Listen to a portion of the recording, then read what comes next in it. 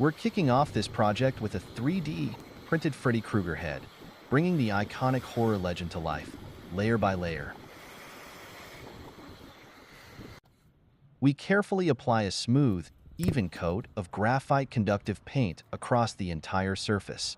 This step is crucial. It allows electricity to flow through the piece, enabling the electroplating process. No, you're back. Now, we dip our newly conductive 3D print into the copper solution.